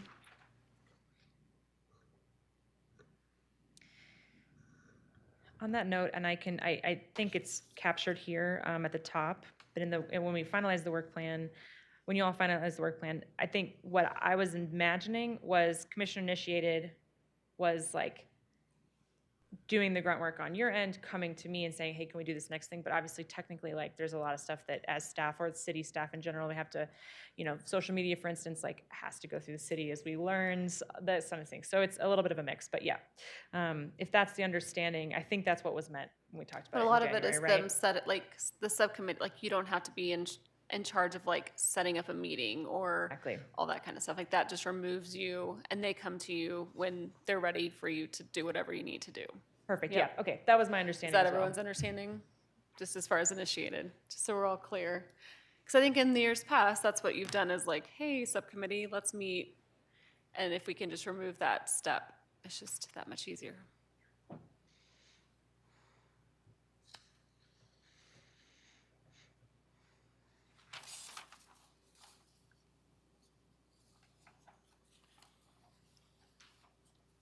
Does anyone have any changes or clarifications as far as, I think the first step is just saying, yes, we're good on this, we don't need to change anything.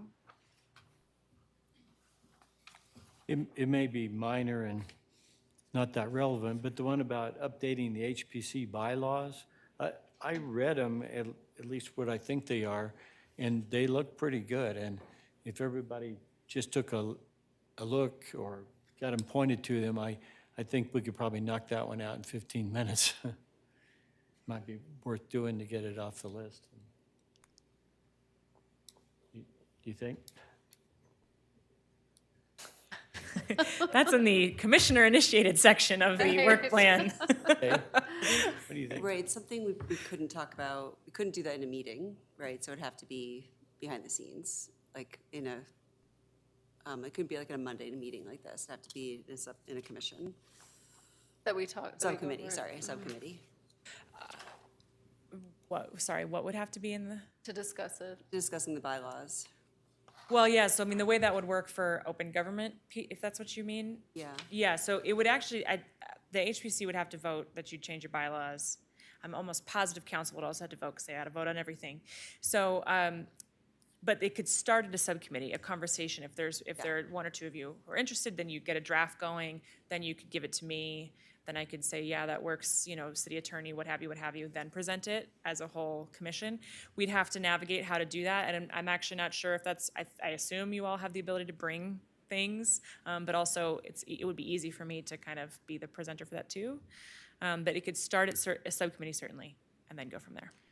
Does that answer your question? Yeah, and maybe this is kind of what a combination of the two of you, if we even just designated time for us to look at it like in the next month, and then does anyone have anything that they feel like we need to change? Yes or no? And then we can either discuss it and start the change process in our next meeting. Could we do that? Just as far as like saying yes, like we've all read them, and does anyone think there needs to be change, yes or no, and then be done with it? Does that make sense? Yeah, absolutely. You could do that in any number of ways. That's totally a way you could do it. Yeah. So to answer or get back to you, do you think that'd be a better way to knock it off? Is just go ahead and address it right away? It just seemed, it seemed right. Like simple, okay. That it wouldn't really take much work. Right. But we do need to periodically update them, I guess, review them. Sure. Yeah. For March, like, do we have a very busy agenda yet? We have a couple of items. Let me get back to you, but yeah. I imagine that some people might read them, myself included, and have questions about what some of it means, and need to, even before making recommendations, like ask some questions about those. And with open governance, could we do that with you over email? You know what I mean? And then come with kind of suggestions. I don't want to prolong it, but I also want to make sure that people fully understand what they're looking at and have any questions answered before we're voting on things, making suggestions. Yes, absolutely. So I'll say, first of all, it sounds like the bylaws are of interest. So we can, if you put them on the work plan, then whoever's on that subcommittee could say, this is our goal timeline. We'd like to bring them in March. Off the top of my head, I would probably say, okay, great. If you have questions, let me know. I would provide those to the rest of the HPC so you all have the same information. And then we'd have to put it on the agenda ahead of time. So that's something we'd all have to coordinate. And I'd have to check if I have to present it or if you all can bring it as a formal item. I think if you were going to bring it as a general discussion, they could probably fit under, put it on the agenda again, but fit it under like updates from commissioners. And then once it actually becomes a formal project, then we could get a little bit more technical about who's doing what. But as long as it's on the agenda, that's the real thing that we'd have to coordinate together if you wanted to bring it up. Does it make it any easier if you make a subcommittee and you just have everybody read over a certain period and then submit any questions you might have to the subcommittee and they can just deal with it directly with you? Yeah. I mean, just as a thought of how to streamline this. Yeah, that's a good idea. I think that's great. And to be totally honest with you, the subcommittee deciding how they want to go about this would be the biggest help. Okay. Yeah. Pick a method, and then I'll just be like, that's a great method, guys. Right. All right. Would anyone like to be on that subcommittee? I think Gary would. No, do you want to be? I could do that because I agreed with them, so it's easy, Does anyone not agree with it that wants to tackle it with them? I can be on it. I'm happy to be on the bylaw subcommittee, so we can work together. We work together. Okay. We can work together. We'll do a coloring book on the side. All right, so maybe we can get that knocked out faster then. But it is, just as Amelia hoped for, it is a subcommittee. Can we get a- commissioner-initiated project. Okay. Get a coloring book page of our 2 subcommittee members. Add it on, please. Thanks, Josh. On the back, that'd be amazing. Oh.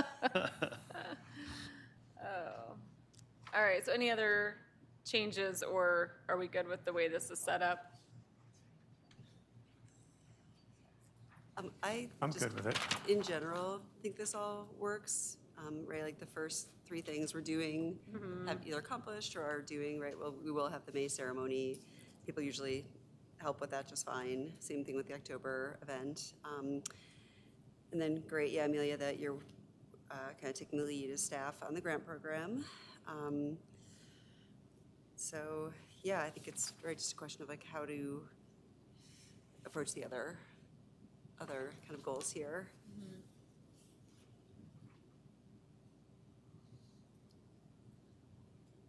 You said you're good with it?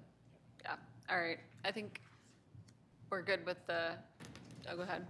Did Keith have anything to add? No, you guys, I'm in full compliance here. I agree with you. All right.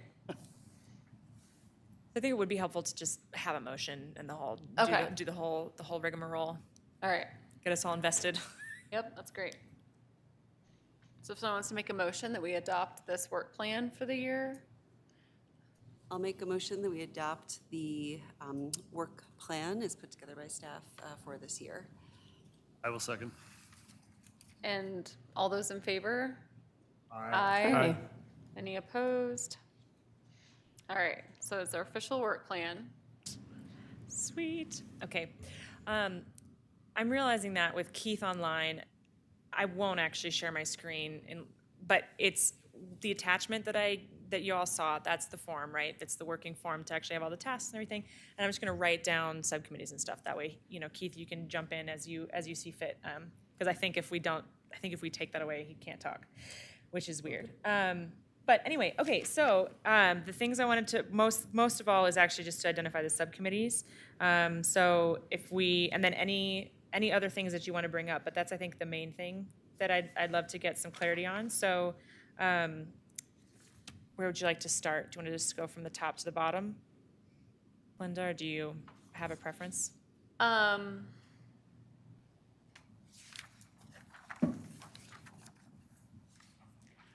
What makes the most sense to you? It doesn't matter.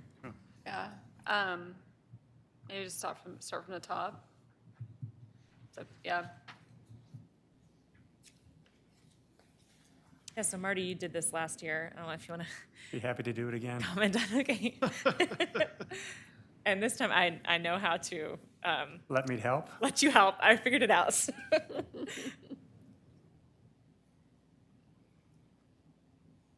At the document she's talking about, the template? Yeah. Okay.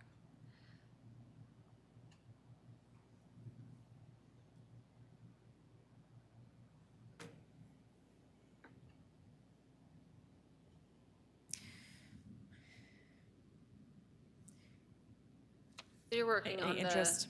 on the work plan template, is that what you're looking at? Yeah, I know you can't show it, but I'm just making sure that we're in sync. That's what I was Exactly. confused about, yeah. Yes, and I can do it for a little bit, and then if we can just help to remember to pull it off. But let me. Right.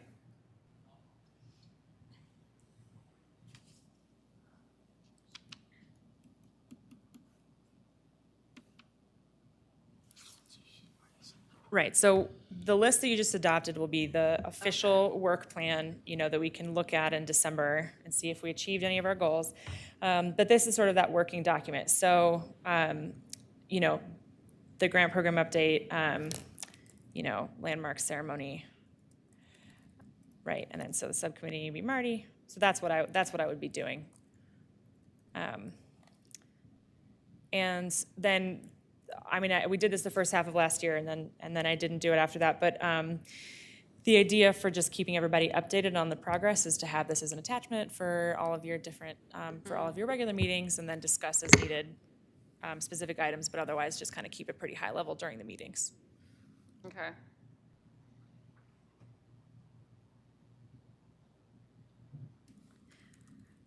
So the next one on there is the fall event, which would be very similar to helping out the landmark ceremony, so helping prepare things like food, if you want any type of speaker at the event, or, coordinating with the museum as well would be a part of this.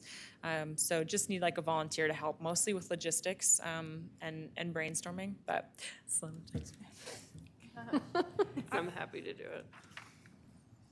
Did you already do the landmark ceremony for volunteer? That's me. Marty. Oh, you are, okay. I know you did it last year. I think I missed.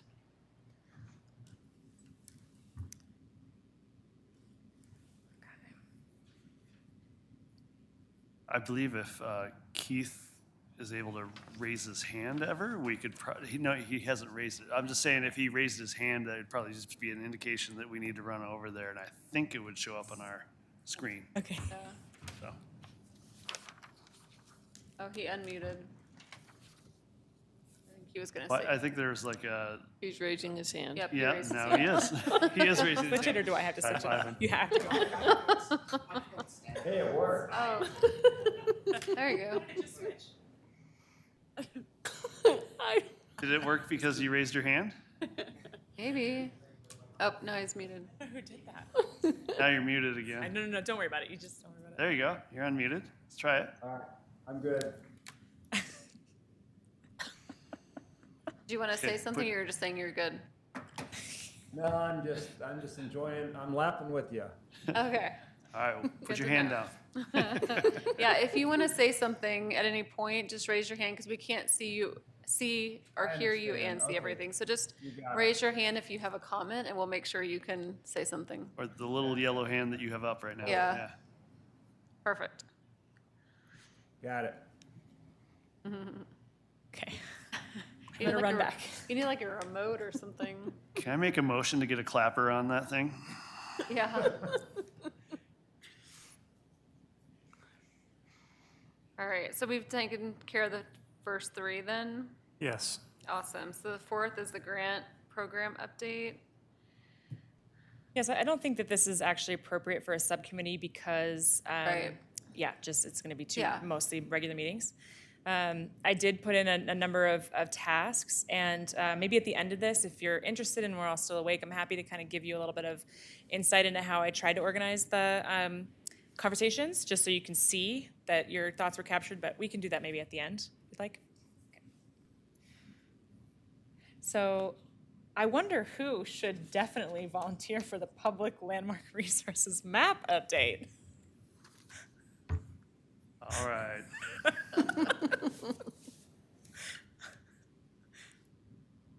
Got one.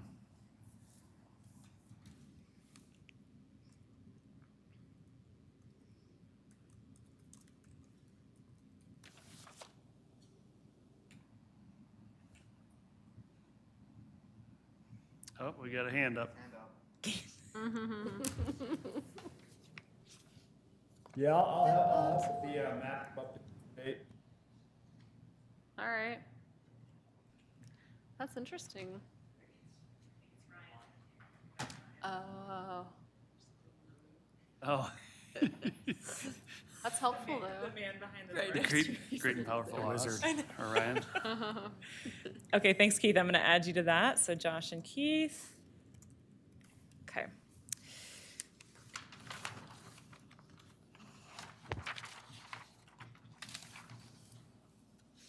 Okay, construction grant signage.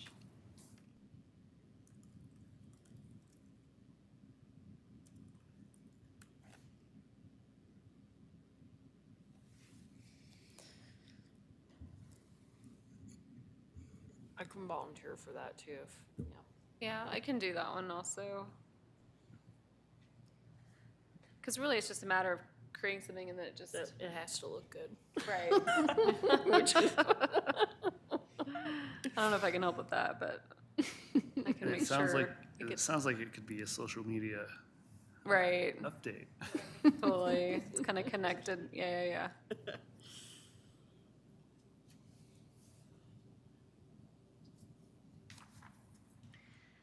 And then the bylaws, we're gonna, Oh, that's Gary and Chrissy. yep. Okay.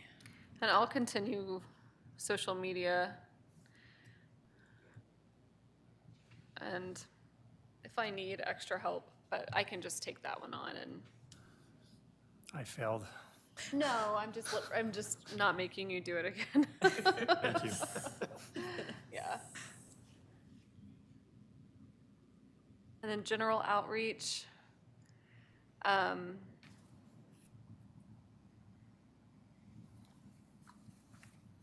I think this is just general, like, how do we get into the community? How do we engage different,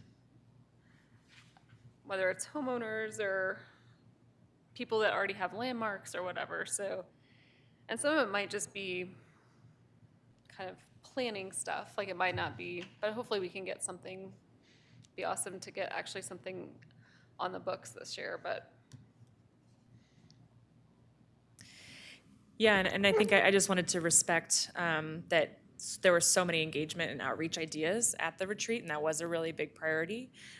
So yeah, I don't know necessarily that this one has to be assigned now, unless there are people who really want to do it. Right. But I would recommend it, as I wrote in there, that starting to kind of plan some things for Q3, so that maybe there's an event or a mailer or something in Q4 once all willing that we'll have the grant update ready. Mm-hmm.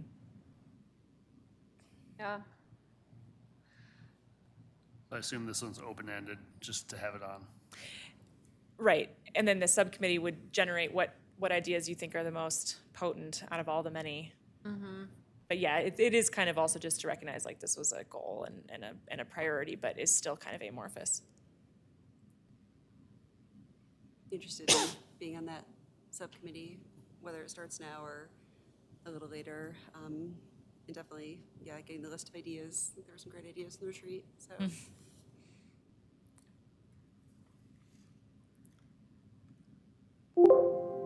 Sorry, mute my thing. I'll volunteer for the outreach as well.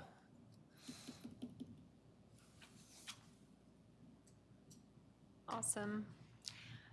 And I think too, it's a good thing to say, like if anyone feels like they need to change or whatever, like definitely have that's open also. If you're feeling like you are more passionate about something else or you can't do it for whatever reason, like feel free to come back to us. So these aren't in stone or anything, so. Yeah. Okay. And especially for the outreach, that might change as far as maybe someone has a different expertise or something that, so just, yeah, let's keep that open for everyone. Thanks to everyone for taking care of those. Yeah, it was super helpful. I appreciate it. And then I'll share out sooner than later this list so you know which subcommittee you volunteered for as well. Okay, and then it's totally illegible here, but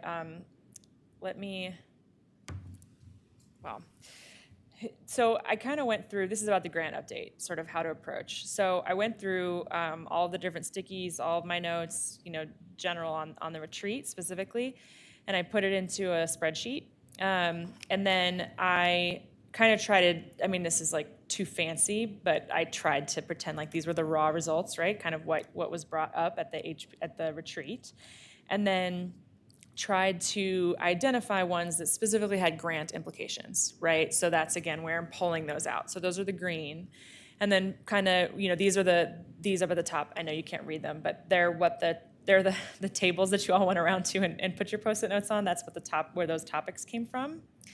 And then I think as I was doing it, I think that the targeted landmark outreach and the more diverse landmark types kind of were the same, well, not the same, but sort of were similar enough that they deserve to be kind of on the same umbrella. So I put those together, took all of these green over here, and then I put them into prioritization and sequencing and tried to think, okay, does it have an implication for changing the grant structure potentially? Is there information that we need to start researching sooner than later? And then are there any prerequisites or dependencies based on some of these ideas? And so using that, I identified some of the things that I thought needed to happen in Q1, Q2. So that's where I got, so anyway, so that's kind of how I got there. So just, my goal in showing you this is just a little back end, like this is kind of, I said I would, and I tried to kind of take everything and then bring it, to a place where we could get started. I'm happy to share this big list of ideas with you all anytime. I'm happy to make it as an amendment to a packet, and just so that you have it. But that's where, using the ones that were red on the right side of the screen, I pulled up, a few tasks for myself and then things that would come up at the upcoming regular meetings. So targeted landmark list seemed to be a prerequisite for a lot of different types of of projects and desires. Cost estimates for full-scale restoration projects, talk to some, commercial specific incentives. So this is sort of where I got that. I got these lists from doing what I just showed you. So I'm happy to get into more detail if you have questions about specific projects you wanted to make sure, ideas you want to make sure were carried, but that's kind of where I started.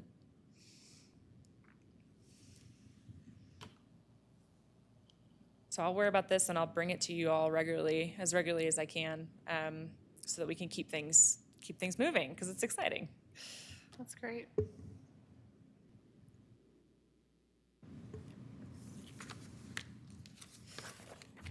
That's all I have on this item. Thank you for all that synthesis. That's amazing. You can take all of that brainstorming and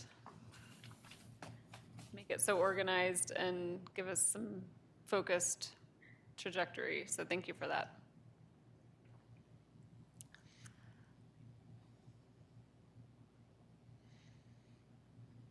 And then general updates. Yeah. So I don't know what happened here. Let's see. Okay. So if there's anybody who has any particular questions about this, we can, talk about it afterwards, because I sent out some information, but I just want to let you all know that there is a lot going on, and I'd like to try not to miss opportunities for you to be involved. So the Downtown Vision Plan is one of those. I mentioned this last year that this was going on. It's being run out of the Public Works Department. So there are some planners who are kind of on like the advisory committee for it, but it's not out of our department, for whatever that's worth. But it basically affects public spaces downtown, streets, alleys, sidewalks, parking, any city property. And I think that if you all can either take the online survey or attend an open house, and if you need a link to the survey, let me know, or I can send it out just in general. I think that you all do have really important perspective on this, that it's not going to get captured in a different way. I think last year was under the impression that they would come to some of the boards and commissions, the consultants or public works team, and it's not how it's going to roll. They're doing a different style. So I would just encourage you, if you can, to attend the open house. And it's also one of those where it's genuine open house. You can come at any time during those open hours.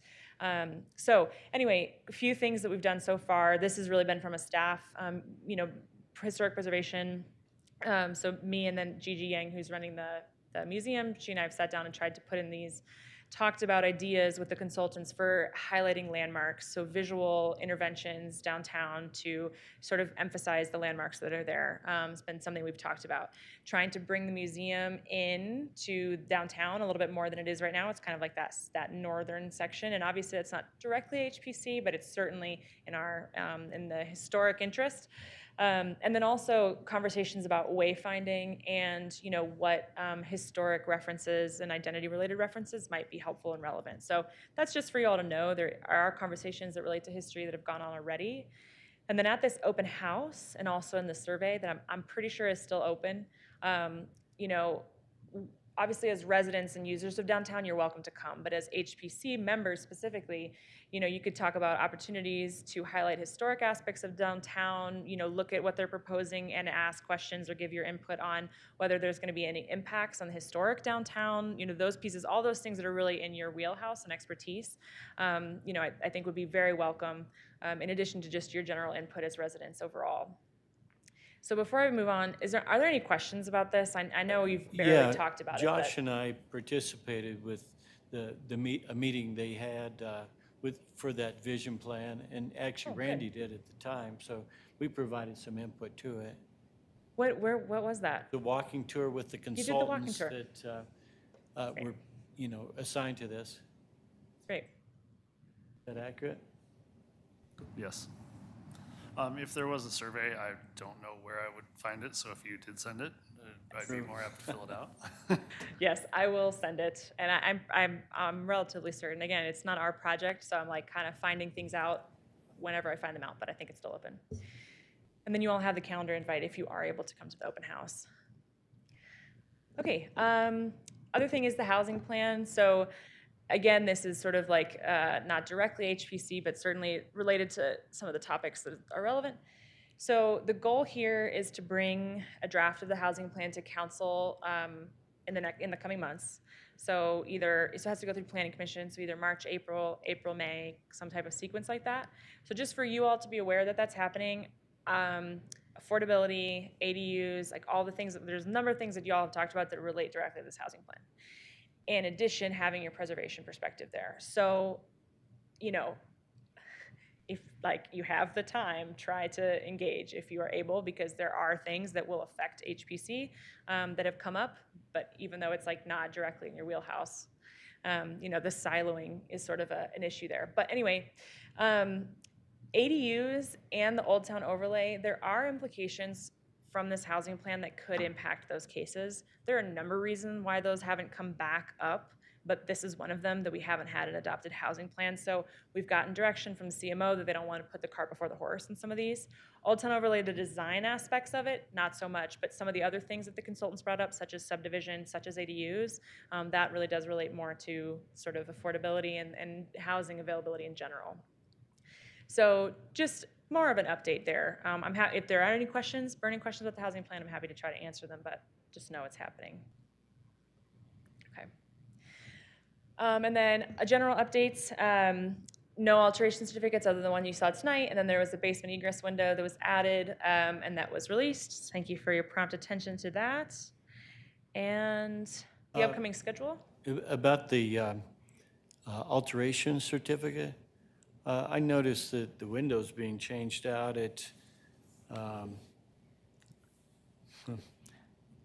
801 Lafarge, just a block up the street here.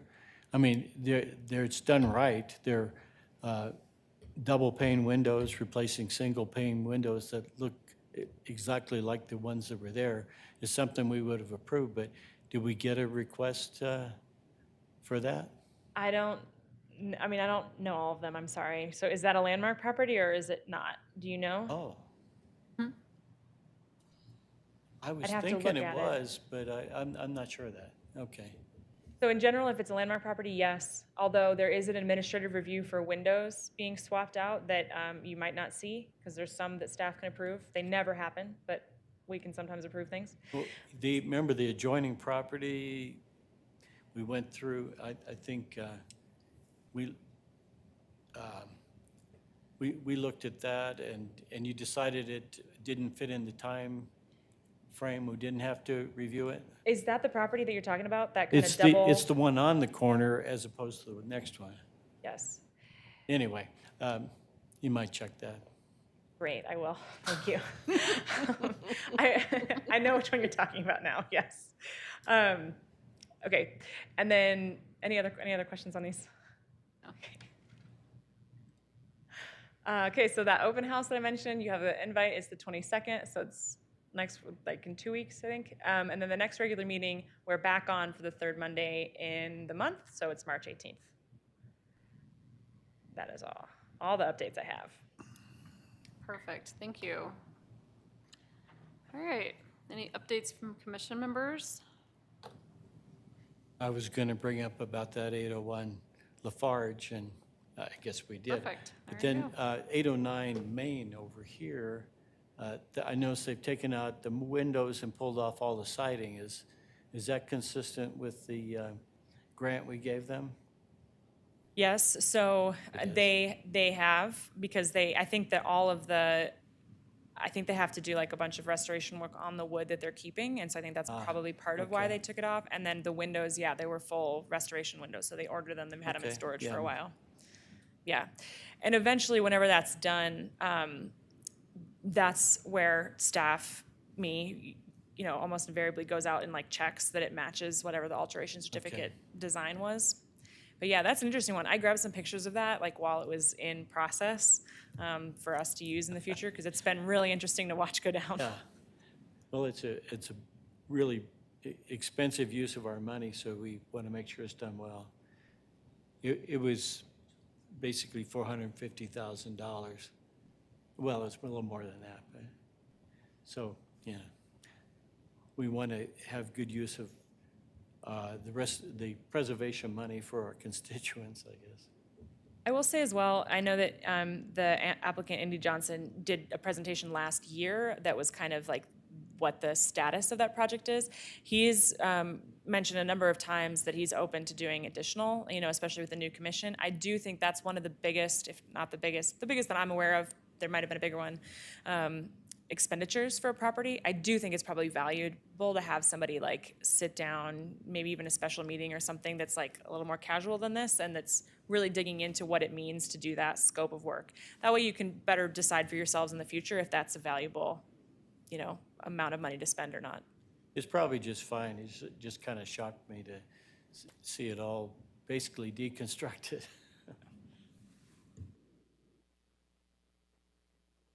Sloan and I attended the Saving Places conference last week. Was that just last week or 2 weeks ago? It was like 2 weeks ago. Okay, I was like, that seems, so 2 weeks ago. And I guess we'll probably get together, maybe synthesize some of the.